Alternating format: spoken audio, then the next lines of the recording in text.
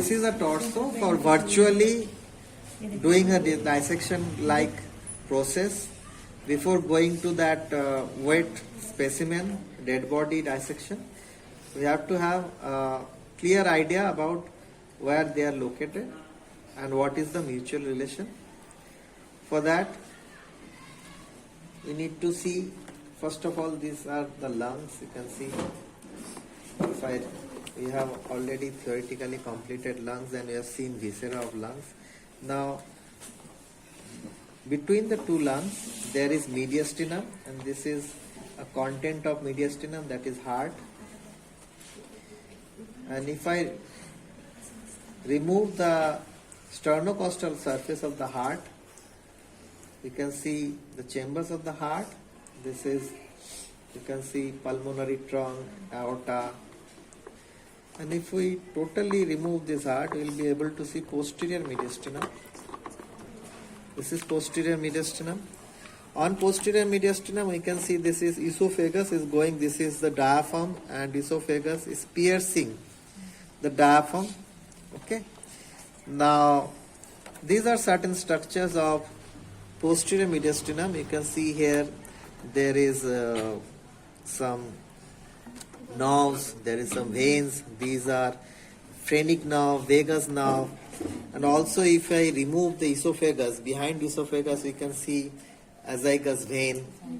Okay, so these are the structures of posterior mediastinum. After posterior mediastinum, there is middle mediastinum. In middle mediastinum, there is situation of heart. So this is at middle mediastinum, and here in front of heart there is a narrow space which is called as anterior mediastinum, and mediastinum is situated between two lungs. So now this is the, you can see, anterior view. After this there is rib cage. After this there is rib cage. This part is called as precordial region. So on tapping, on percussion of ribs, this area, there is a area of cardiac dullness. Here, due to air, there will be tympanic sound. Here there will be dull sound, here there will be tympanic sound. So this is area of cardiac dullness or precordial region. Okay. Now, in this part, we can see also the head neck face. Already we have seen a specimen of head neck face, but here also we can see a sagittal section of head neck face. This is how it appears.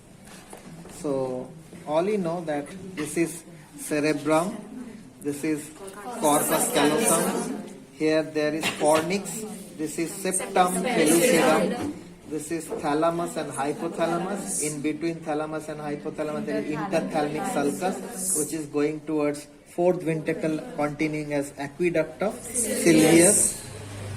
Now here there is arbor cerebri, that is tree of life. Cerebellum appears like tree of life. This is pons medulla oblongata. Here you can see the sphenoidal ear sinus, and these are the cervical vertebrae. Here you can see the pharynx. This is nasopharynx. This part anteriorly nasal cavity, this nasopharynx, and here there is an opening that is called as opening for auditory tube, that is tubal elevation, and there is pharyngeal bursa also. Now here it is uvula. This is hard palate, soft palate, and then uvula. This is tongue. You can see muscles. This is the mandible, cut end of mandible, teeth. This is vestibule of mouth. Okay. So these are the things we can see on sagittal section of head neck face. Take it again in its position. Now we'll see abdomen. As I have already told you, the intestine is mostly removable. We can remove the whole intestine outside because these are loose, not attached, but only duodenum it attached. This is stomach and this is liver. Already theoretically we have done stomach and liver. So if you remove out the intestine, here you can see stomach is situated here. So if I remove stomach, this is the stomach bed. On stomach bed, what are the structure we can see here? This is here we can see above kidney there is suprarenal gland.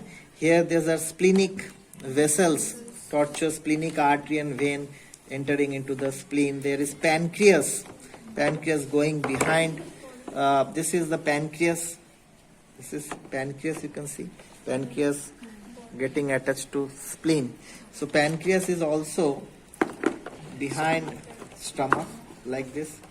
Stomach is situated, so behind stomach bed there is pancreas also. Then splenic artery, all suprarenal gland, left kidney, all these are on posterior inferior surface of stomach, including this pancreas. So these are together stomach bed. Okay. Now if I remove stomach, we can see now we have removed all these things. We have removed the intestine and stomach. This is duodenum. Here it is attached, stomach ends and duodenum starts. So here you can see we have removed all the things with peritoneum. Now this is retroperitoneal structure. In retroperitoneal structure, one of them is major thing is kidney. You can see this besides the vertebra, this if we put water here, water will accumulate. This gutter is called as paravertebral gutter. In that paravertebral gutter, two kidneys are situated on either side of vertebra, and retroperitoneally other things are suprarenal glands also retroperitoneal. This inferior vena cava is retroperitoneal, abdominal aorta is also retroperitoneal, and there are some branches. All these things are retroperitoneal, and this is the peritoneal sac. Okay, this is the peritoneal sac. This is colon, so this is mesocolon. Like mesentery, this is mesocolon. Okay, so this whole thing is peritoneum is holding all this intestine, including cecum, ascending colon, right colic flexure, transverse colon, left colic flexure, descending colon. These are jejunum and ileum. Okay, and below that here there is beginning of sigmoid colon. This is sigmoid colon and rectum here, and this is urinary bladder. This one is urinary bladder, and this one is sigmoid colon and rectum here. So all these things are mostly, it is like a sac, peritoneum is holding it. We can remove it out and see kidneys. Before removing this out, first of all you have to remove stomach, then liver. Now see the relations of liver. Liver is situated like this. So stomach coming in the left lobe. Here you can see this is the gastric impression. After gastric impression there is duodenal impression. So here there is gastric impression related inferiorly. Gallbladder, already there is fossa for gallbladder. Here you can see this is kidney. You can see left kidney is related to right kidney. This is gastric area.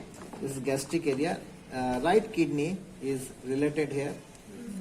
Here you can see right kidney is related, and above that suprarenal gland. So, and here there is right colic flexure or hepatic flexure of colon, that is also related.